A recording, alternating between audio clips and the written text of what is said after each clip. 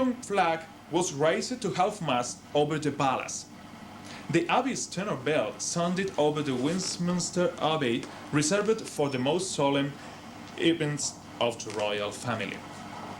Well, between all these movements, as you can see, only two, the flowers on the coffin and the composition of the family cortege, had private honors. The rest of the gesture had a state characteristics. It's necessary to say that the Queen's bow of her head and the Union Jack raised to half-mast were two exceptional events beyond the usual state ceremonial. The ceremony.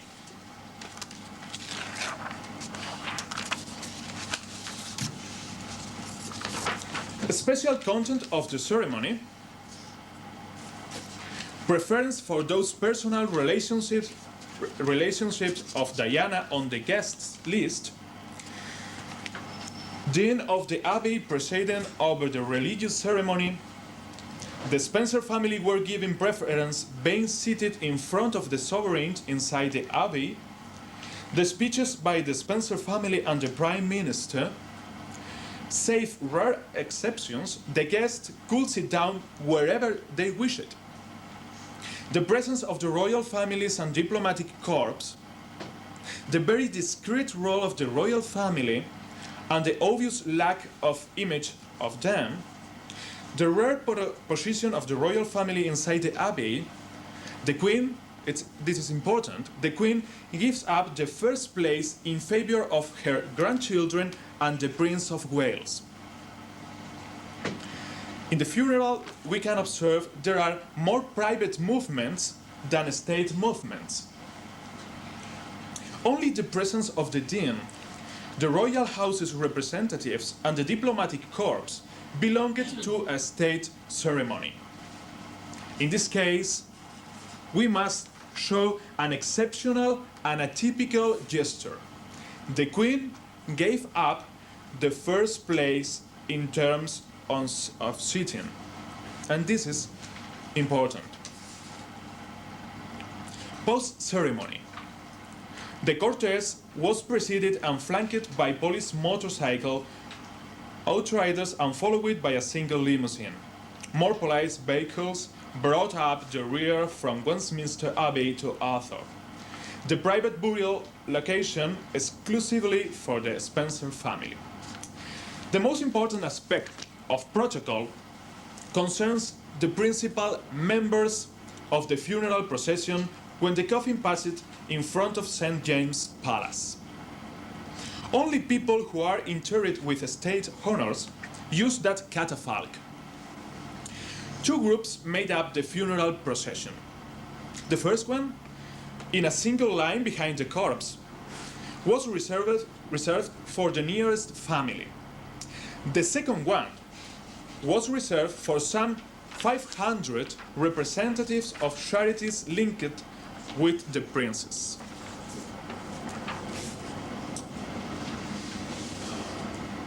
Okay. I don't know if you remember this picture. The first group, you can see, the principal mourners, was made up of representatives elected by both families. In the center, Earl Spencer. On his right, the Diana's eldest son. On his left, the younger. Duke of Edinburgh closed the line on the right and the Prince of Wales on the left, according to rules of protocol. This ceremony, being so special, determined this solution. If it had been a state funeral, Earl Spencer could not have preceded the funeral in the funeral procession, as there were people who had precedence in the legislation of state protocol. In a typical state funeral, the Duke of Edinburgh would have taken first place. On his right, the Prince of Wales, and on his left, the eldest of Diana's sons. On the Prince of Wales' right, the youngest of Diana's sons. And finally, on the left of Diana's eldest son, Earl Spencer. This would be so had the Queen not attended. In this case, if the Queen had attended, all lost one place in favor of her. Earl Spencer presided over the family cortege because protocol required all the consideration of a private ceremony. In England, when a member of the aristocracy dies, the funeral procession is presided by the widowed party, accompanied by others who carry the title. In this case, there was not a widowed party, because Diana was divorced. For these reasons, Spencer presided accompanied by her sons. Officials linked to the family closed the line. And this is important.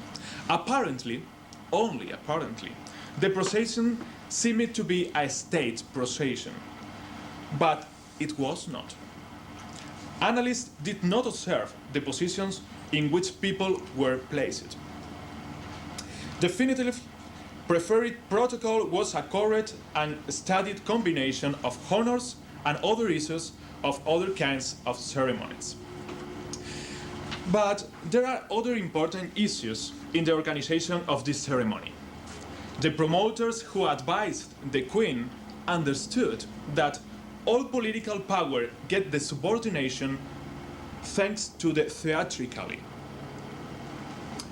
The image they wanted to show of the monarchy and of the people involved broadcasted to the English people and to the world through a performance of the event.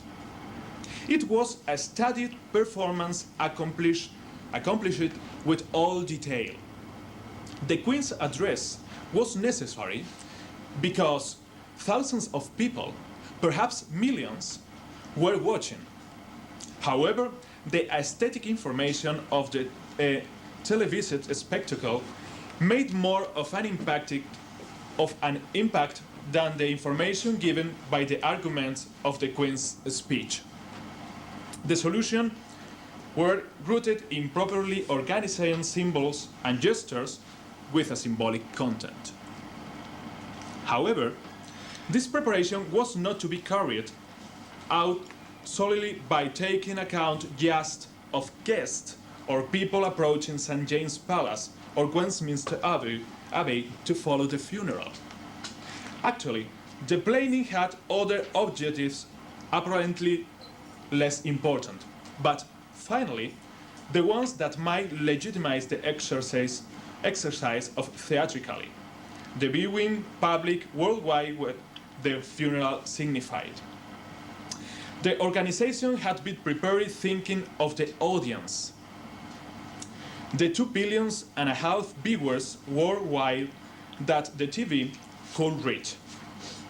The protocol managed not only to relax hostility towards the monarchy, but enabled the Queen to admit she had considered and given the princess the funeral she deserved.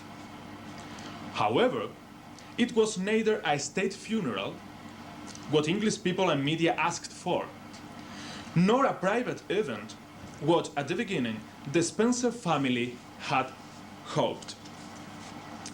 Protocol that should have been applied in normal conditions was greatly modified for reasons explained above. This does not involve at all the protocol that has been broken, as many journalists and communication experts stated. Not at all. What happened was a change in the protocolary strategy, according to the situation and conditioned by a political communication plan prepared for the occasion.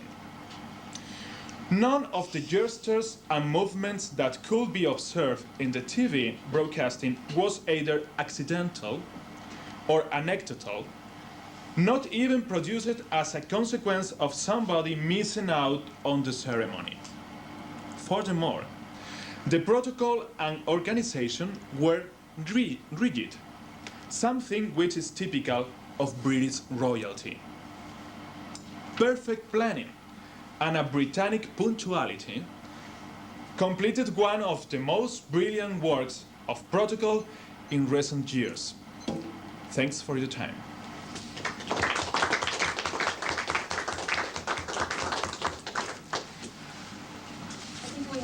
Before breaking for tea, we are going to listen to our speaker, Stephen Dunn, who is coming speaking from Australia. Thank you very much.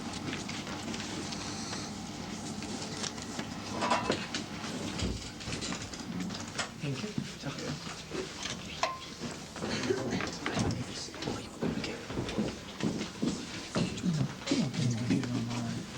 Yeah, it's all good.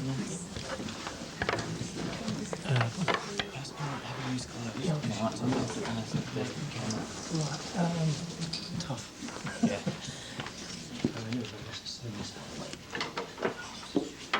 Just while these final pieces are being set up, just like to let you know, I've heard a lot about what's happening in France and England. In Australia, for August the 31st, we have what's called White Rose Day. This particular rose that I'm carrying is part of a combined memorial for Dr. Victor Chang, one of our noted heart surgeons who was assassinated a few years ago, and to Princess Diana. The funds raised from the sale of this and similar merchandise we're going to what's referred to as the Victor Chang Institute's Diana, Princess of Wales Memorial Cardiac Research Laboratory. So whilst we don't have anything quite, I'd say, elaborate and formal as I'd expect to be seen in England or France, we have our own particular unique way we're taking. In terms of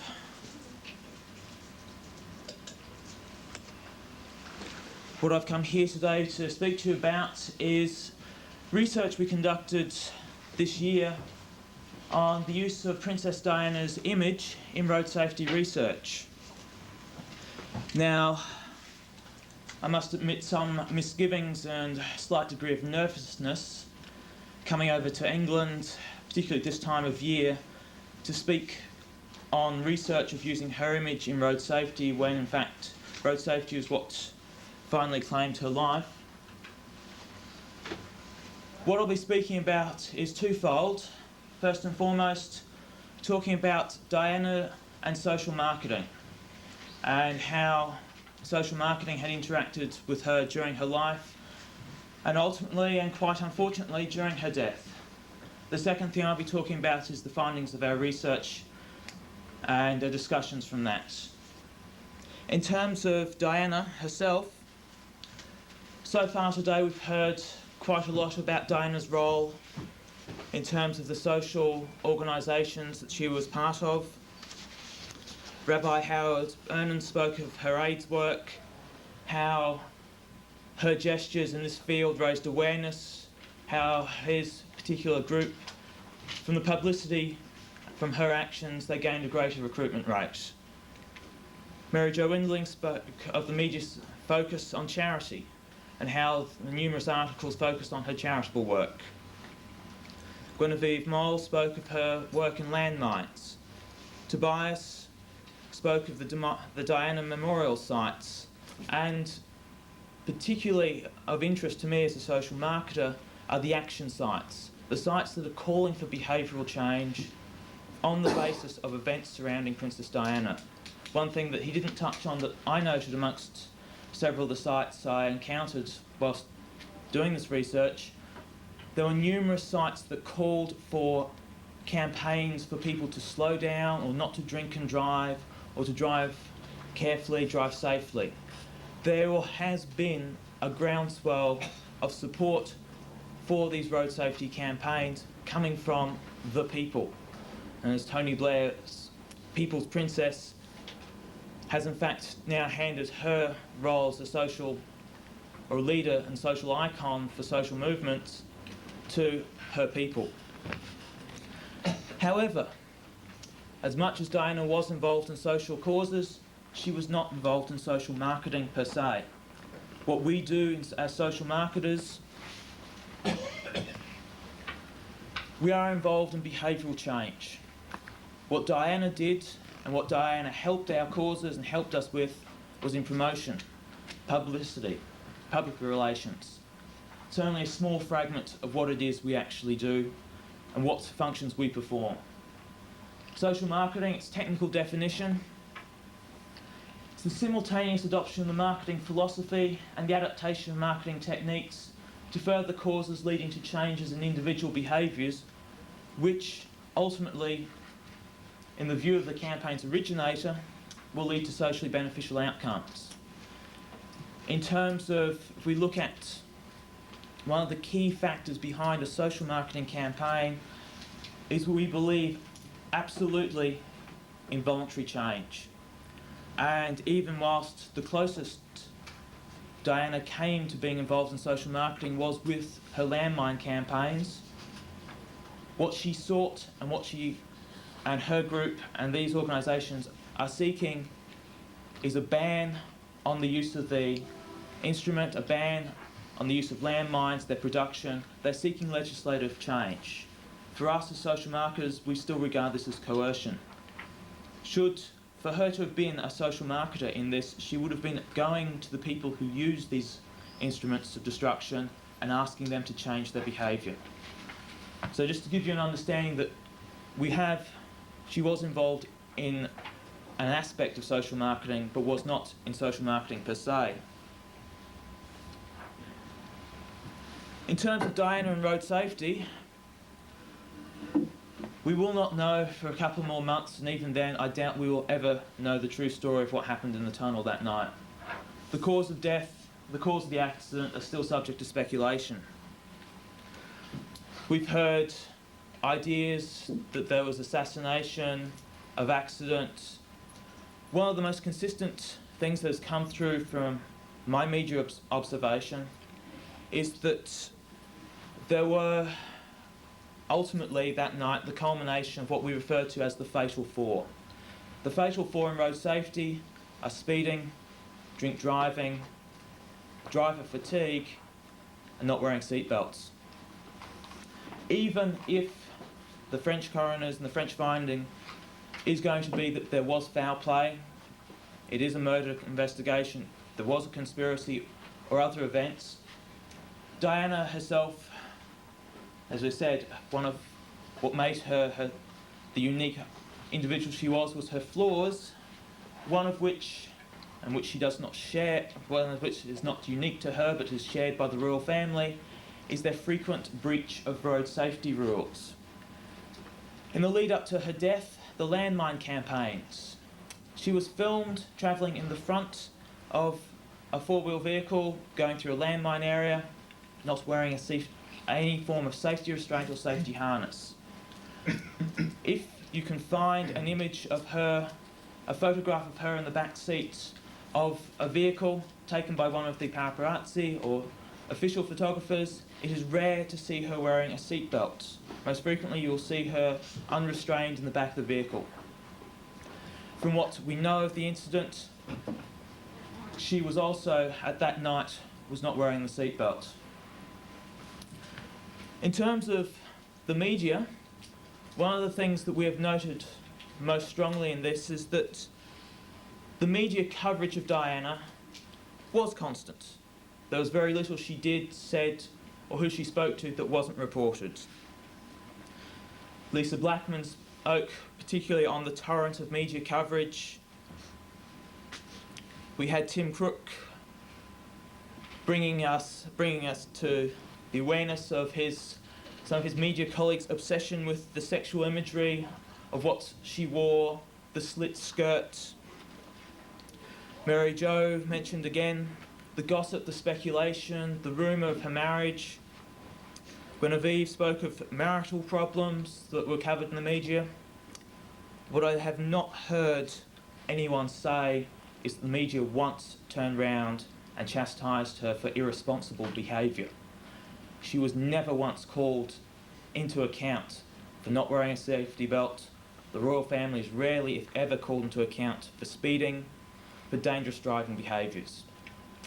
Now, to give you a contrast, in Australia, and by this I'm not judging England or the media, I'm just simply reporting an incident.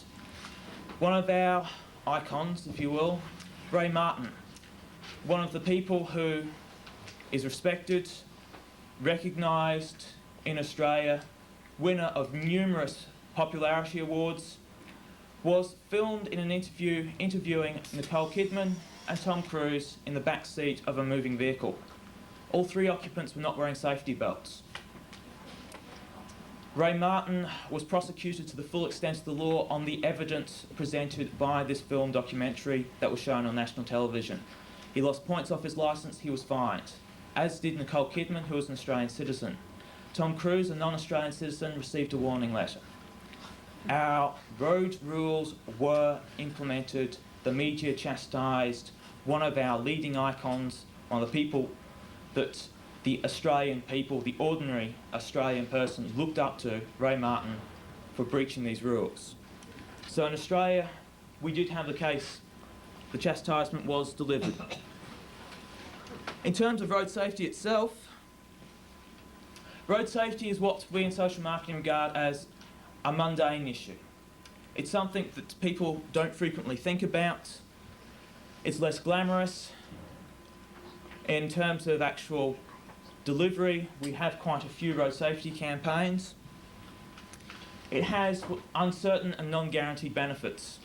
If you drive at speed, you don't always crash. There are people who can drink and drive and not crash. There are people who drive whilst fatigued and do not crash. The pattern is a risky behaviour does not necessarily guarantee that outcome. It does not guarantee a negative outcome. In terms of Princess Diana, she was in a unique position in that her status and her position offered her security and safety. She was trained against assassination, against kidnapping, against issues that we, ordinary people, don't encounter. She was lulled into a false sense of security. She had been frequently driven at high speed, unbelted, by professional drivers, and has had no negative repercussion. So negative behaviours were reinforced. There was no reason for her. She had not been chastised.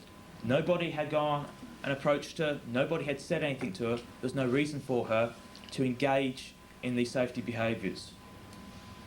Secondly, and Lawrence Rosenfield made mention of this in that other celebrity road death, the fact we've got a phrase for it is in itself disturbing, but it's also indicative of one of the failings we have as social marketers.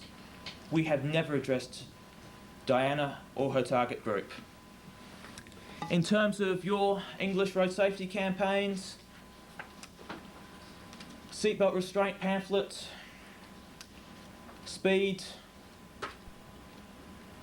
alcohol. 3 pamphlets which I picked up at the Eastbourne local library. Tell me when Princess Diana would have been going to the Eastbourne local library and would have been picking up the pamphlets. These campaigns are targeted at lower orders. They're targeted at the middle and lower class. It's as if we as social marketers turn around and say, the upper class can fend for themselves. Consequently, because we don't target our campaigns, because we don't bring this message, road safety are outside the frame of reference. Princess Diana would not have considered a seatbelt as something essential. She would not have felt out of place travelling in a vehicle whilst not in a safety restraint. Consequently, and whilst we would like to shift the blame to our friends in the paparazzi and to the media, social marketing failed Princess Diana. We thank the others for coming forward and taking responsibility, but we are the ones who did not teach her how to save her life. We are the ones who did not regard her people, her class, as being worthy of our attention. So then, why should we use her image? Why should she become our celebrity endorser for our campaigns? There are numerous reasons for using celebrity endorsement in commercial worlds. Most of us have all seen some form of commercial sponsorship whereby the smiling face of Michael Jordan is selling us a shoe, a drink, or some other commodity. In social marketing, you'll frequently have celebrities lending their weight to our causes. Diana herself did this in her life. She gave her image to campaigns for their benefit. In terms of the effectiveness, we have numerous marketing studies proving the effectiveness of a celebrity endorser on advertising recall, on advertising support. Celebrity endorsement helps sell products, it helps sell ideas, it helps make people change their behaviour. But then we have to ask the question, how can the person for whom the cause failed be our endorser? How can we use Princess Diana as the person to promote seatbelt safety when she herself died as a result of not engaging in this behaviour? In particular, why Diana? As we've heard numerous times today, she is a social icon. 1 in 3 people figures we have heard so from today, 1 in 3 people witnessed the funeral. Nick Calding mentioned that she was a global media celebrity. Tobias mentioned the international awareness, people's involvement in creating Diana sites, the outpouring of emotion. Rabbi Berman said the sense of international community around the awareness of her death, around her death. She has a role in society and in history as an icon, as one of the most visible deaths of 20th century. And there's also, we heard of media pragmatism today, and let's talk about social marketing pragmatism. We know someone will use her image for a road safety campaign. We conducted this research in Australia early this year. 2 to 3 days after we had actually conducted our experiments, we read reports that the RAC had applied to the palace to use her image in a road safety campaign. That said that sooner rather than later, people are going to use her image. Now we, the people who are responsible for this research, approach this not as people, but as marketing professionals. We came in as social marketers and said, this will happen, this is inevitable. So we want to know how to do it right, and do it right first time. And we want to know how to do it to maximum effect. You are going to get one shot at using this woman's image, and you want to do it right, and do it to make a difference. We will not see her image used simply as an attention grabber, simply as a method of getting a controversial discussion going in a paper. If we are going to use her image, we are going to use it to make a difference. In this, we developed 3 specific advertisements. We had the information-based. Typical, my technology's failed me.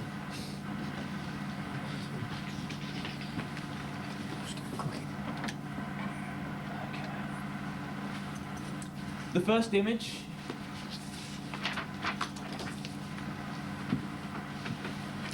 this is our information campaign. Now we use this information campaigns to present both sides of an argument. They give you the information so you make the decision for yourself. This is where we treat the audience as rational thinking human beings. Unfortunately for rational human thinking people, once we give you information, you do not always translate information into behavioural change. So in itself, whilst possibly our most ethical, possibly our most least judgmental, least manipulative, it is also quite often our least effective. The second image we developed, people on this side seeing this okay? The tragic lesson to be learnt. This is our motive, our sympathy-seeking campaign. We specifically chose a photo where Diana made eye contact with you as you read this. This was designed for both magazine insertion and for billboards, for posters, on backs of taxis, on backs of buses.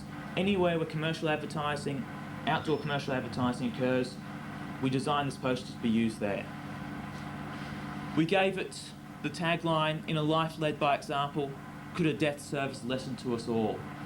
It was an emotive, it was a, can we turn this tragedy into something for us? Can we tap into the emotion that people have expressed?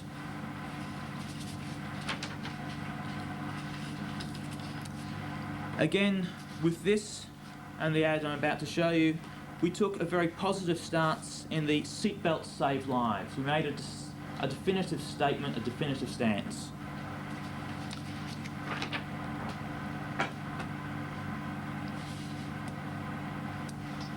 This was